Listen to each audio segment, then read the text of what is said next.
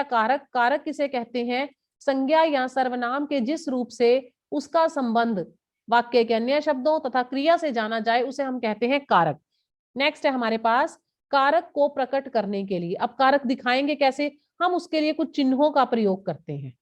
ठीक है, कारक को प्रकट करने के लिए हम जिन चिन्हों का प्रयोग करते हैं उसे हम कारक की विभक्ति या परसर्ग कहते हैं। कारक को दिखाने के लिए, कारक को प्रकट करने के लिए जिन चिन्हों का प्रयोग किया जाता है बच्चों, उन्हें कहते हैं कारक की विभक्ति या परसर्ग। क्लियर है? हाँ जी, जल्दी से बताइए, जल्दी से थम्स अप शो कीजिए, जल्दी से जल्दी से जल्दी से, शाबाश। चलो चले, अब है हमारे पास परसर्ग। परसर्ग यानी पर का अर्थ है बाद, पर का अर्थ क्या है? बाद। तो कारक चिन्ह कहां लगते हैं? संज्ञा या सर्वनाम के बाद लगते हैं। पर का क्या अर्थ है? बाद। तो कारक चिन्ह कहां लगते हैं? संज्ञा या सर्वनाम के बाद लगते हैं। क्लियर हुआ? देखिए, जैसे मनोज ने सेब खाया, मनोज ने सेब खाया, मनोज ने सेब खाया संज्ञा के बाद लगा हुआ है। पेड़ से पत्ते गिर रहे हैं, शिक्षक छात्रों को पढ़ा रहे हैं, पिताजी बच्चों के लिए फल लाए और तोता डाल पर बैठा है। क्लियर है? अब देखिए, जल्दी से देखिए, अगर मैं यहां से कारक की विभक्तियां हटा दूं, जैसे देखिए, मनोज सेब खाया, पेड़ पत्ते गिर रहे हैं, शिक्षक छात्रों पढ़ा रहे हैं, पिताजी बच्चों फल लाए, तोता डाल पर बैठा है, तो इन वाक्यों का कोई संबंध हमें पता नहीं लग रहा इन शब्दों का आपस में। ठीक है, तो संज्ञा या सर्वनाम से, तो कारक किसे कहते हैं? संज्ञा या सर्वनाम के जिस रूप से उसका संबंध वाक्य की क्रिया से पता लगे उसे हम कहते हैं बच्चों कारक। और कारक को प्रकट करने के लिए हम जिन चिन्हों का प्रयोग करते हैं उसे कहते हैं विभक्ति या परसर्ग। क्लियर हुआ बेटा? यस बच्चों, क्लियर हो गया? जल्दी से बताइए, जल्दी से जल्दी से। आयुष, अक्षु, क्षितिज, कुशाग्र, फाल्गुन। ओके बेटा, चलिए। इसी तरह मैंने आपको हटा के दिखा दिए कारक चिन्हों को, तो संज्ञा सर्वनाम आपस में संबंध समझ में नहीं आएगा और वाक्यों का अर्थ भी स्पष्ट नहीं होगा। तो सबसे पहले है बच्चों आपके पास कारक के भेद कितने होते हैं? कारक के 8 भेद होते हैं। सबसे पहले कर्ता कारक, विभक्ति चिन्ह ने। कर्ता क्या होता है? किसी काम को करने वाला, यानी क्रिया को करने वाला। दूसरा कारक है कर्म कारक, विभक्ति चिन्ह को, कर्ता ने कर्म को, कर्म कारक यानी जिस पर क्रिया पड़े। ठीक है, क्रिया का फल जिस पर पड़े। इसी तरह थर्ड है करण कारक, विभक्ति चिन्ह से या के द्वारा। करण कारक में साधन से क्रिया की जाती है। लक्षण क्या है इसका? जिस साधन से क्रिया की जाए।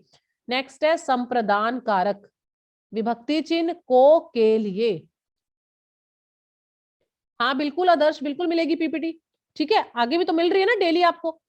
नेक्स्ट है संप्रदान कारक, संप्रदान कारक जिसके लिए क्रिया हो। जल्दी से फिर से एक बार समझते हैं। कर्ता ने कर्म को करण से संप्रदान के लिए। ठीक है, करण से या के द्वारा। ये तो हो गए 4 कारक जो अभी हम इस स्लाइड पे पढ़े हैं, और ये हो गए इनके विभक्ति चिन्ह। कर्ता का लक्षण क्या है? क्रिया को करने वाला। कर्म जिस पर क्रिया पड़े, करण जिस साधन से क्रिया की जाए, संप्रदान जिसके लिए क्रिया हो। क्लियर है बच्चों? ओके बच्चों, ओके। नेक्स्ट है हमारे पास अपादान कारक। अपादान कारक, कर्ता ने कर्म को करण से संप्रदान के लिए अपादान से, अपादान से करण कारक में क्या था? साधन से क्रिया की जाती है द्वारा, और यहां पृथकता का भाव यानी अलगाव। अपादान से संबंध का के की अधिकरण में पर संबोधन हे अरे। देखिए, अपादान कारक में क्या लक्षण होता है? जहां अलग होने का भाव है। संबंध कारक का के की, जिससे संज्ञा का अन्य पदों से संबंध पता चले। ठीक है, अधिकरण कारक में पर, क्रिया अधिकरण में पर यानी क्रिया के होने का आधार या स्थान को जो दिखाते हैं। इसी तरह है बच्चों संबोधन कारक। संबोधन कारक हे अरे, जिससे संबोधित किया जाए, जिससे संबोधित किया जाए। क्लियर है बच्चों? यस, कर्ता ने कर्म को करण से संप्रदान के लिए अपादान से संबंध का के की अधिकरण में पर संबोधन हे अरे। चलिए अब एक एक को पढ़ते हैं। देखो सबसे पहले है हमारे पास बच्चों कर्ता कारक। ध्यान से समझेंगे। कर्ता यानी कर्ता का अर्थ है काम को करने वाला। अब संज्ञा या सर्वनाम के जिस रूप से क्रिया करने वाले का बोध हो उसे कहते हैं हम लोग कर्ता कारक। जैसे ओजस्व ने पाठ पढ़ा, ओजस्व ने पाठ पढ़ा। पाठ किसने पढ़ा? पाठ पढ़ना हुई क्रिया, क्रिया के करने वाला, काम करने वाले, हमने यही पढ़ रहे हैं ना, काम करने वाले का पता लगे जिस रूप से क्रिया करने वाले का बोध हो। तो पाठ किसने पढ़ा? ओजस्व ने। कौन सा कारक है? कर्ता कारक। इसी तरह पिताजी ने खाना खाया। खाना किसने खाया? खाना खाना क्रिया है, खाना किसने खाया? पिताजी ने। कौन सा कारक है बच्चों? कर्ता कारक। क्लियर हुआ? क्रिया के जिस रूप से कार्य को करने वाले का बोध हो, क्रिया को करने वाले का बोध हो, उसे कर्ता कारक कहते हैं। जैसे अगर मैं एक वाक्य बोलूं, सोनू पतंग उड़ा रहा है। यहाँ उड़ा रहा है, पतंग उड़ाना क्या है? क्रिया। कौन कर रहा है? सोनू। कौन सा कारक है? कर्ता कारक। चले बच्चे, यस जल्दी से चैट बॉक्स में आके बताइए। कोई डाउट है तो भी बताइए, नहीं तो चले आगे अगले कारक पे। जल्दी से जल्दी से जल्दी से, शाबाश। यस, ओके ओके बच्चों, ओके देवेंद्र, ओके बेटा। चलिए नेक्स्ट है बेटा हमारे पास कर्म कारक। और कर्म कारक का विभक्ति चिन्ह क्या होता है? को। कर्ता ने कर्म को जिस पर क्रिया का फल पड़े, हमने यही पढ़ा अभी। तो देखते हैं कर्म कारक को से आएगा विभक्ति चिन्ह, इसका विभक्ति चिन्ह को लगेगा।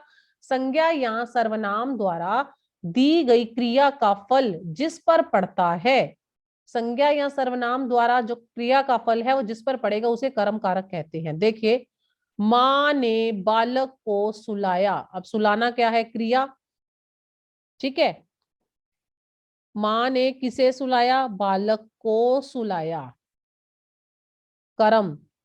माँ ने, माँ कर्ता, क्रिया, और क्रिया का फल किस पर पड़ रहा है? बालक पर। बालक क्या है? कर्म। कौन सा कारक है बच्चों? कर्म कारक।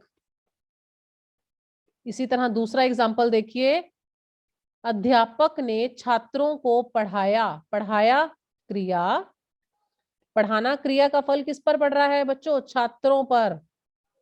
छात्र क्या है? ये कर्म। ठीक है बच्चों। इसी तरह अगर हम एक और एग्जाम्पल देखें, देखिए सिपाही ने, सिपाही ने चोर को पकड़ा। सिपाही ने चोर को पकड़ा। तो यहाँ पकड़ना क्रिया का फल किस पर पड़ रहा है? हाँ जी आर्यन, इधर ध्यान दे लो बेटा। आर्यन शर्मा, पकड़ना क्रिया का फल किस पर पड़ रहा है बच्चों? चोर पर। तो चोर क्या है? कर्म कारक। चोर क्या है बेटा? कर्म कारक। चोर कर्म कारक, और इसके साथ विभक्ति कौन सी लगी हुई है? को पर सर्ग। ठीक है, हाँ जी, हो गया क्लियर बेटा? यस जल्दी से बताइए बच्चों, जल्दी से, शाबाश। ओके बेटा, नेक्स्ट है हमारे पास करण कारक। कौन सा कारक? करण कारक। क्रिया के करने के साधन को करण कारक कहते हैं, या जिस साधन से क्रिया की जाती है।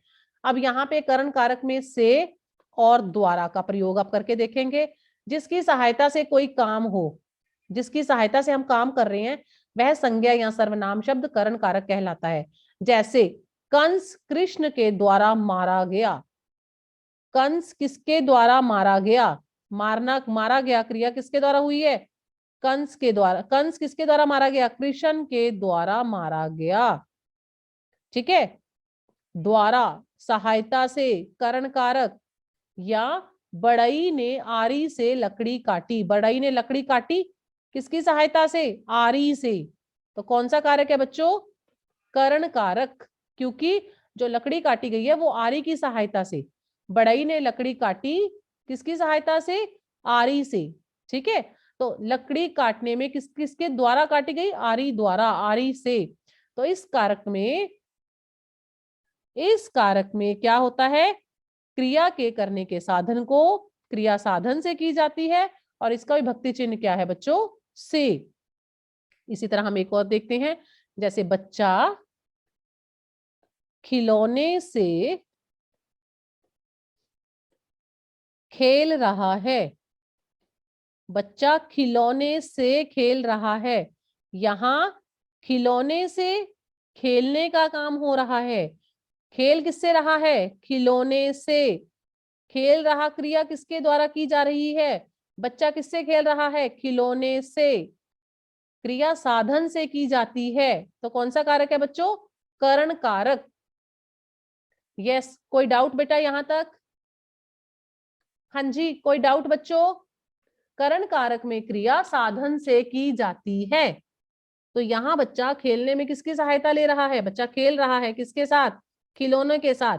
बढ़ई ने लकड़ी काटी किसके साथ? आरी के साथ। कंस मारा गया किसके द्वारा? कृष्ण के द्वारा। ठीक है, तो करण कारक में क्रिया साधन से की जाती है। नेक्स्ट है बेटा हमारे पास संप्रदान कारक। संप्रदान कारक का विभक्ति चिन्ह क्या होता है बच्चों? के लिए। और संप्रदान का शब्द क्या होता है? देना। अब संप्रदान कारक का विभक्ति चिन्ह है के लिए, और इसका शाब्दिक अर्थ क्या होता है? देना। देखिए, कर्ता जिसके लिए कोई कार्य करता है, जिसके लिए कोई काम किया जाए या जिसे कुछ दिया जाए। जिसके लिए कोई कार्य किया जाए या कुछ कार्य किया जाए। हाँ जी, ठीक है, चाकू से आलू काटा। मैंने चाकू से आलू काटा, बिल्कुल ठीक है। कौन सा कारक है? करण कारक। ठीक है मनदीप, बिल्कुल। अब संप्रदान कारक पे आ जाइए, जल्दी से इसे समझिए। संप्रदान कारक का शाब्दिक जो विभक्ति चिन्ह है बेटा के लिए, और संप्रदान का शाब्दिक अर्थ है देना। जिसके लिए कोई कार्य किया जाए या जिसे कुछ दिया जाए, वह संज्ञा या सर्वनाम पद क्या कहलाता है? संप्रदान कारक। जैसे आयुष ने रोहन को पुस्तक दी, यहां देने का काम हो रहा है। पुस्तक किसे दी जा रही है? रोहन को। ठीक है, और इसी तरह महिला ने भूखे को भोजन दिया। महिला ने भूखे को भोजन दिया। तो जिसके लिए कोई कार्य किया जाए या कुछ दिया जाए, उस वाक्य में कौन सा कारक होता है बच्चों? संप्रदान कारक होता है। जैसे गरीबों को कपड़े दो, या मैं माता जी के लिए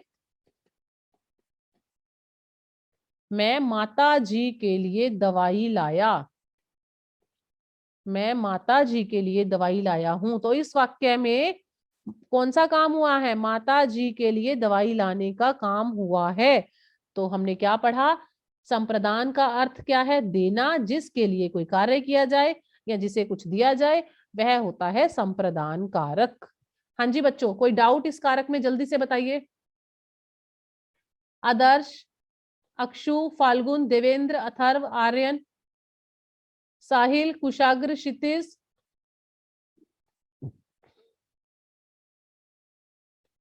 किसी को कोई डाउट नहीं? चले बच्चों। Okay okay Mandeep. नेक्स्ट है अपादान कारक। अब अपादान कारक का विभक्ति चिन्ह क्या होता है? से। और अपादान कारक में किस चीज का भाव होता है बेटे? से तो होता है इसका विभक्ति चिन्ह, लेकिन अलगाव का, पृथकता का, जुदाई का। ठीक है, देखिए, संज्ञा या सर्वनाम के जिस रूप से अलग होने का भाव प्रकट हो, वहां अपादान कारक होता है। और इसका विभक्ति चिन्ह या प्रसर्ग क्या है? से। जैसे चिड़िया चिड़िया पेड़ से उड़ गई। चिड़िया पेड़ से अलग हो रही है। पहाड़ों पे झरना बहा, पहाड़ों से झरना बहा। ठीक है बच्चों, झरना कहाँ से, झरना पहाड़ से अलग हो रहा है। इसी तरह अगर हम देखते हैं गंगा हिमालय से निकलती है, पेड़ से पत्ते गिरते हैं या आसमान से ओले गिरते हैं। यहाँ गंगा कहाँ से अलग हो रही है, हिमालय से निकलती है। गंगा हिमालय से अलग हो रही है तो कौन सा कारक है बच्चों, अपादान कारक, अपादान कारक। क्लियर है बेटा? यस, जल्दी से बताइए। आयुष, नैतिक, पंकज, प्रतीक। ओके बेटा।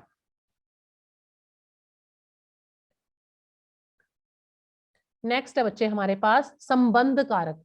अब संबंध कारक का विभक्ति चिन्ह क्या होता है, का, के, की, रा, रे, री। ठीक है, हमें संबंध पता लगता है जिसमें एक वस्तु का दूसरी वस्तु से संबंध प्रकट हो, वहां संबंध कारक होता है। और संबंध कारक का विभक्ति चिन्ह क्या होता है, का, के, की, रा, रे, री। क्या होता है, का, के, की और रा, रे, री। देखिए,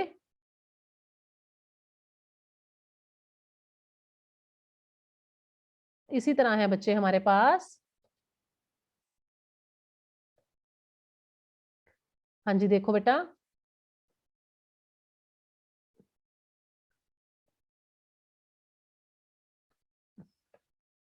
संज्ञा या सर्वनाम के जिस रूप से किसी एक वस्तु का संबंध दूसरी से संबंध प्रकट हो, किसी एक वस्तु का दूसरी वस्तु से संबंध प्रकट हो, तो वहां संबंध कारक होता है। जैसे यह किसका कंप्यूटर है, यह मेरा कंप्यूटर है। यह मेरा कंप्यूटर है। वह किसका घर है, वह नेहा का घर है। वह किसका घर है, वह नेहा का घर है। ठीक है, वह राम का भाई है। भाई का राम के साथ संबंध पता चल रहा है बच्चों, तो यहाँ संबंध कारक है। क्लियर है बेटा? इसी तरह देखिए, अधिकरण कारक। अधिकरण कारक का विभक्ति चिन्ह होता है बच्चों में, पर, जो हमें क्रिया के आधार का बोध कराएगा, यानी उसके होने के स्थान का पता चलेगा। अब यहाँ होने के समय का पता चलता है, तो वहां अधिकरण कारक होता है। संज्ञा या सर्वनाम के जिस रूप से क्रिया के आधार या उसके होने के स्थान या उसके समय का बोध हो, पता चले, जानकारी मिले, वहां अधिकरण कारक होता है। तोता कहाँ बैठा है, डाल पर। विभक्ति चिन्ह क्या है इसका, में, पर। डाल पर तोता बैठा है, बच्चे कक्षा में बैठे हैं। घड़ी कहाँ रखी है, इसी तरह और एग्जांपल देखिए, घड़ी मेज पर रखी है। तो इस वाक्य में मेज पर घड़ी के स्थान का, घड़ी कहाँ है, मेज पर, स्थान का बोध हो रहा है। ठीक है, तो यहाँ अधिकरण कारक है। इसी तरह है बच्चों हमारे पास संबोधन कारक। संबोधन कारक, शब्द के संबोधन यानी बुलाने, इसका विभक्ति चिन्ह होता है बच्चों हे, अरे। ठीक है, संबोधन बुलाना या पुकारना। तो शब्द के जिस रूप में किसी को बुलाने या पुकारने का भाव प्रकट हो, उसे संबोधन कारक कहते हैं, क्योंकि संबोधन का अर्थ होता है पुकारना या बुलाना। अरे बबीता इधर आओ, विस्मयादिबोधक चिन्ह भी लगा हुआ है। हे ईश्वर सबकी रक्षा करो, हे ईश्वर सबकी रक्षा करो। अरे तुम कहाँ चल दिए, अरे तुम कहाँ चल दिए, क्वेश्चन मार्क। कौन सा कारक है बच्चों, अधिक संबोधन कारक। हुआ बेटा क्लियर? यस बच्चों, क्लियर हो गया बेटा? हाँ जी बेटा, जल्दी से बताइए, जल्दी से जल्दी से जल्दी से। हाँ जी क्षितिज, फटाफट फिर से एक बार रिवाइज कर लेते हैं। कारक कहते किसे हैं, संज्ञा या सर्वनाम के जिस रूप से उसका संबंध वाक्य की क्रिया से जाना जाए, उसे हम कहते हैं कारक। और कारक को दिखाने के लिए हम कुछ चिन्हों का प्रयोग करते हैं, जिसे कहते हैं विभक्तियां। और ये लगती कहाँ है, विभक्तियां प्रसर्ग कहा जाता है। प्रसर्ग, पर का अर्थ है बाद, और ये कारक चिन्ह कहाँ लगते हैं, संज्ञा या सर्वनाम के बाद। अब जैसे मनोज ने सेब खाया, इसमें से मैं ने हटा दूं तो मनोज और सेब में कोई संबंध पता लगेगा? नहीं। ठीक है, तो इसके लिए कारक की विभक्तियों का लगना जरूरी है, क्यों ये हमें संबंध बताते हैं। तो जल्दी से देखते हैं कि इस कारक का कौन सा विभक्ति चिन्ह है और कौन सा उसका लक्षण है। अब आपको अच्छे से समझ में आ जाएगा। कर्ता ने कर्म को करण से संप्रदान के लिए। कर्ता ने, कर्ता क्या होता है? क्रिया को करने वाला। कर्म, जिस पर क्रिया पड़े, क्रिया का प्रभाव जिस पर पड़े। करण कारक में क्रिया साधन से की जाती है, जिस साधन से क्रिया की जाए। और संप्रदान, जिसके लिए कोई काम हो, जिसके लिए कोई कार्य किया जाए या जिसके लिए कुछ दिया जाए। ठीक है, नेक्स्ट है बच्चों,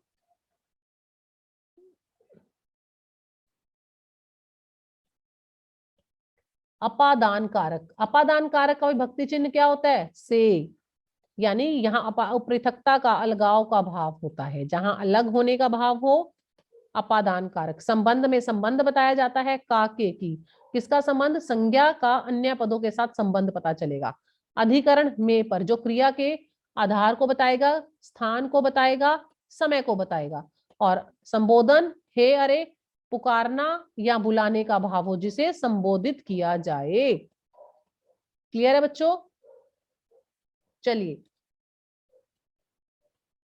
कर्ता कारक। कर्ता क्या होता है? किसी काम को करने वाला।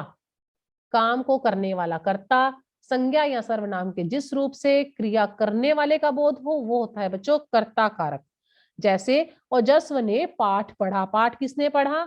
ओजस्व ने। तो हमें यहाँ क्रिया को करने वाले का बोध हो रहा है, यानी कर्ता का पता लग रहा है, तो कौन सा कारक है? कर्ता कारक। इसी तरह बेटा है हमारे पास कर्म कारक। अब कर्म कारक क्या होता है? देखिए, कर्म विभक्ति चिन्ह है को।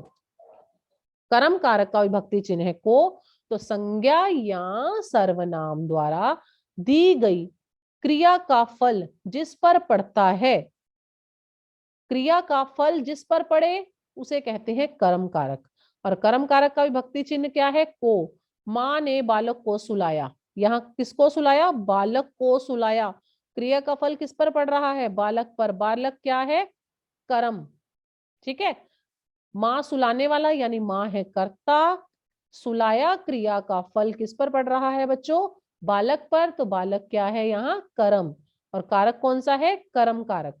इसी तरह हमारे पास है करण कारक। अब करण कारक क्या होता है? करण कारक का विभक्ति चिन्ह है से या द्वारा।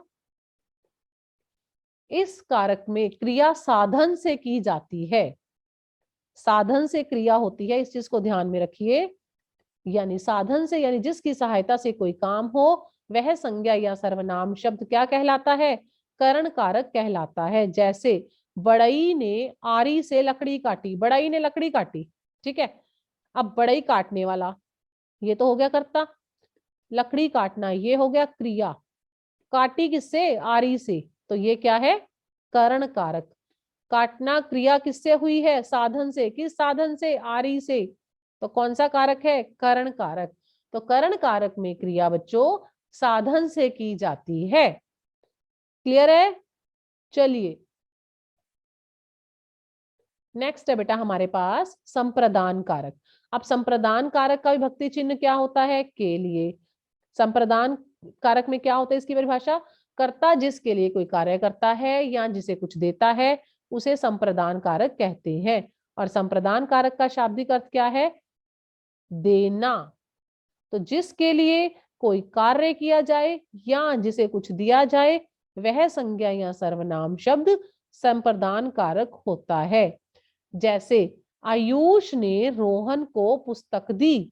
आयुष ने किसे पुस्तक दी? रोहन को पुस्तक दी। रोहन के लिए पुस्तक दी गई है, तो कौन सा कारक है?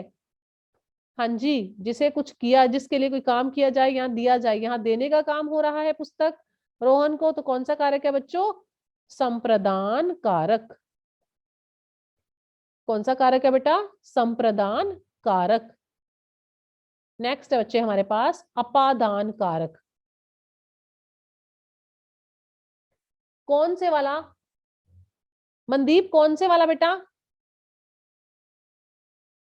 ओके बेटा, अपादान कारक। अपादान कारक क्या होता है? अपादान कारक का विभक्ति चिन्ह होता है से, लेकिन यहाँ जुदाई वाला से आएगा, अलगाव का भाव आएगा। इन दोनों में अंतर क्या है? करण कारक और अपादान कारक में, करण कारक में क्रिया साधन से की जाती है, द्वारा काम होता है, सहायता ली जाती है, और यहाँ अलग होने का भाव आएगा अपादान कारक के। तो संज्ञा या सर्वनाम के जिस रूप से अलग होने का भाव प्रकट हो वहां अपादान कारक होता है, और इसका विभक्ति चिन्ह क्या होता है? से। जैसे चिड़िया पेड़ से उड़ गई, ठीक है, चिड़िया पेड़ से अलग हो गई, पहाड़ों से झरना बहा। झरना कहाँ से बह रहा है? पहाड़ों से, यानी झरना पहाड़ों से अलग हो रहा है। इसी तरह है हमारे पास संबंध कारक। संबंध कारक यानी का के की, और ये क्या बताते हैं? संज्ञा या सर्वनाम के जिस रूप से एक वस्तु का दूसरी वस्तु से अगर संबंध पता चले उसे संबंध कारक कहते हैं। जैसे वह नेहा का घर है, वह नेहा का घर है। नेहा और घर में संबंध के लिए का कारकीय चिन्ह यानी विभक्ति का प्रयोग हुआ है। कौन सा कारक है? संबंध कारक। इसी तरह है बेटा हमारे पास अधिकरण कारक। अधिकरण कारक का विभक्ति चिन्ह है बच्चों में, पर। संज्ञा या सर्वनाम के जिस रूप से क्रिया के आधार, क्योंकि अधिकरण में हमें क्या पता लगता है? आधार, क्रिया का आधार, स्थान या समय। तो संज्ञा या सर्वनाम के जिस रूप से क्रिया के आधार, उसके होने के स्थान या समय का बोध हो तो वहां अधिकरण कारक होता है। जैसे देखिए डाल पर तोता बैठा है, पर अधिक विभक्ति चिन्ह लगा हुआ है। तोता कहाँ बैठा है? डाल पर। बच्चे कक्षा में बैठे हैं, में पर विभक्ति चिन्ह लगे हुए हैं। कौन सा कारक है बच्चों? अधिकरण कारक। नेक्स्ट है बेटा, देखिए संबोधन कारक। संबोधन कारक का विभक्ति चिन्ह होता है हे, अरे, ओ, ठीक है, इस तरह के विभक्ति चिन्ह होते हैं। तो संबोधन कारक में क्या होता है? किसी को पुकारने या बुलाने का, संबोधित करने का बोध होता है। जैसे हे ईश्वर दया करो, हे ईश्वर दया करो। देखिए जल्दी से, तो शब्द के जिस रूप में किसी को बुलाने या पुकारने का भाव प्रकट हो उसे संबोधन कारक कहते हैं। संबोधन का अर्थ है पुकारना। जैसे अरे बबीता इधर आओ, संबोधन कारक है, बुलाने या पुकारने का बोध हो रहा है। इसी तरह अगला वाक्य देखिए, हे ईश्वर सबकी रक्षा करो, और साथ ही विस्मय आदि बोधक चिन्ह भी लगा हुआ है। अरे, अरे तुम कहाँ चल दिए, तुम कहाँ चल दिए, क्वेश्चन मार्क। या इसी तरह से हे ईश्वर दया करो, हे ईश्वर दया करो। हाँ जी बच्चों, क्लियर है? पूरा वीडियो देखने के लिए और लेटेस्ट एग्जाम अपडेट्स जानने के लिए डाउनलोड करें कैरियर डिफेंस स्कूल का एंड्रॉयड ऐप।